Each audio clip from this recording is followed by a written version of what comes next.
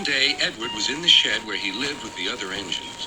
They were all bigger than Edward and boasted about it. "The driver won't choose you again," said Gordon. "He wants strong engines like us." But the driver and fireman felt sorry for Edward. "Would you like to come out today?" "Oh, yes, please," said Edward. So they lit his fire, made lots of steam, and Edward puffed away.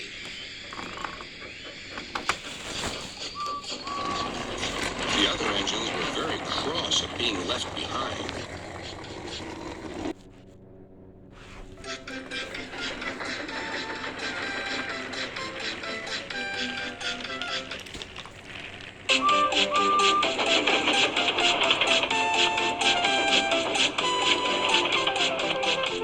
Edward worked hard all day. The coaches thought he was very kind, and the driver was very pleased.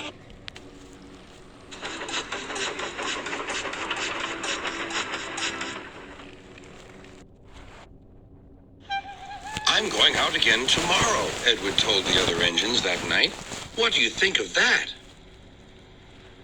But he didn't hear what they thought, for he was so tired and happy that he fell asleep at once. Next morning, Edward woke up to find nothing had changed. Gordon was still boasting. "You watch me, little Edward, as I rush through with the express. That will be a splendid sight for you. Goodbye, little Edward. Look out for me this afternoon."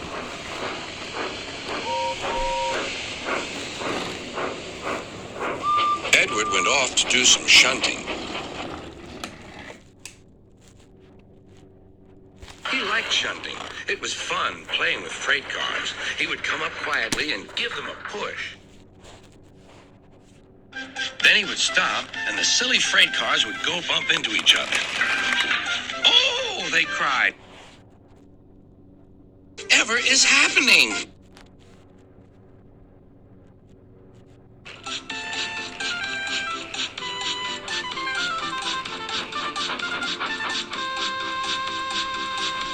Edward played till there were no more freight cars. Then he stopped to rest. Presently, he heard a whistle.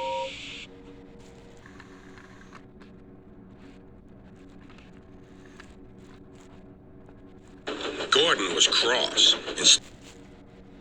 Instead of nice shining coaches, he was pulling a dirty freight train. "A freight train, a freight train, a freight train," he grumbled. Edward laughed and went to find...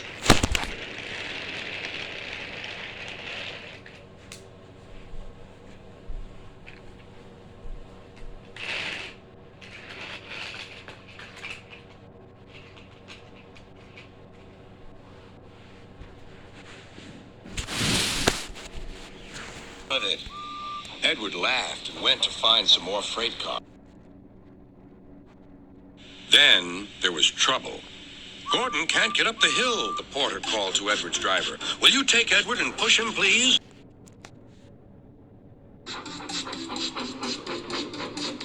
They found Gordon halfway up and very cross. His driver and fireman were talking to him severely. "You're not trying." "I can't do it," said Gordon. "The noisy freight cars hold an engine back so." Edward's driver came up. "We've come to push." "No use at all," said Gordon. "You wait and see," replied Edward's driver.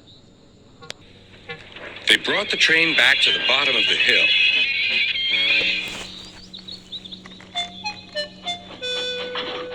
"I'm ready," said Ed. "No good," grumbled Gordon. Hard as they could.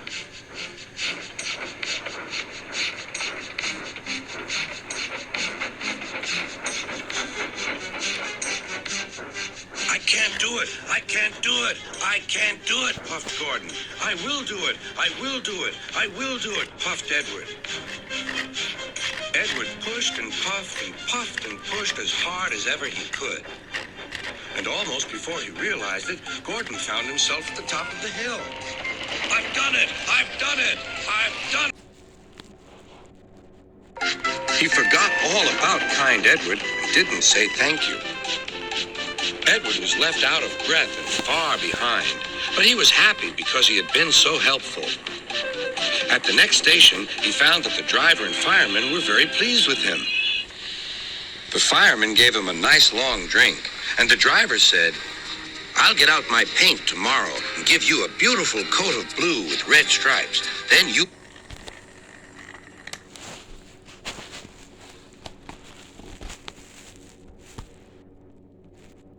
"Be the smartest engine in the shed."